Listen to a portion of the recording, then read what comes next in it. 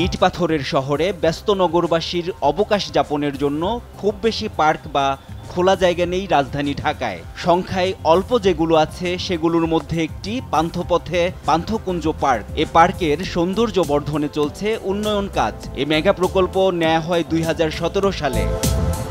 কর্মব্যস্ততার ফাঁকে নগরবাসীর অন্যতম অবকাশ যাপনের কেন্দ্র হবে মনোরম এ উদ্যান। এ আশা নির্মাণ সংশ্লিষ্টদের। এখানে কাজ করে আমাকেও আনন্দিত লাগতেছে।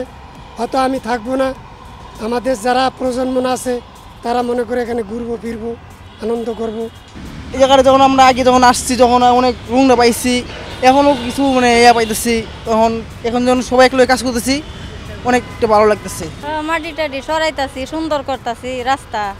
পরিবর্তন আসে, ঘুরতে আসবে, আরও বলবে যে না কাজটা অনেক সুন্দর হয়েছে। এই জায়গাটা জংলা ছিল, গাছ গাছা ভরা ছিল, এখন পরিষ্কার হইতে আছে, এখানে পার্ক হবে, সুন্দর হবে।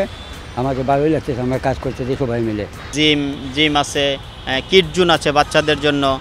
এগুলো এখনও শুরু হয় না, তবে এগুলো হয়ে যাবে আর কি রিসেন্টলি। তবে কিছু সমস্যা হইতেছে, আমাদের কিছু কাজ পড়ে গেছে হলে, ম্যাক্সিমাম কাজ পড়ে গেছে হলে এলিভেটেডের ভিতরে, যার কারণে আমাদের ওই কাজগুলো পুরো সম্পূর্ণ করা যাইতেছে না আর কি, এগুলো একটু লেট হবে।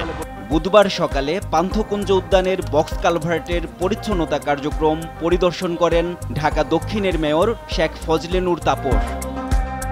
ঢাকাবাসীকে নান্দনিক উদ্যান উপহার দেওয়ার প্রতিশ্রুতি দেন তিনি। দায়িত্ব নেওয়ার পরে আমরা তাদের সাথে বিভিন্ন দেন দরবার করি, আলোচনা করি, যার ফলশ্রুতিতে এখন সুনির্দিষ্ট জায়গায় তারা কাজ করবে। বাকি জায়গাটা তারা আমাদেরকে ছেড়ে দিয়েছে এবং সেই জায়গায় আমরা ইতিমধ্যে কাজ শুরু করেছি। আমরা এখন যে জায়গায় দাঁড়িয়ে আছি এটাও আপনারা দেখবেন যে এটা অবকাঠামো উন্নয়ন চলছে।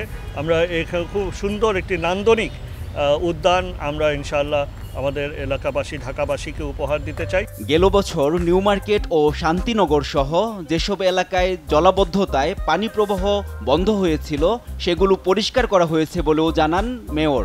নিউ মার্কেট এলাকা, হকার্স মার্কেট এলাকা, এই এলাকার জন্য আমরা নতুন প্রকল্প নিয়েছি, কার্যক্রম নিয়েছি এবং এটার একটি মূল কারণ হলো যে পিলখানার ভিতরে দিয়ে আগে যে পানি প্রবাহের নর্দমা ছিল, নল ছিল, সেগুলো বন্ধ হয়ে যায়, বন্ধ করে দেয়া হয় 2009 সাল থেকে পরে, যার কারণে এটা জমে জমে এই পর্যায়ে এখন গত বছর আমরা দেখেছি যে একটি বড় জলাবদ্ধতা সেখানে হয়েছে।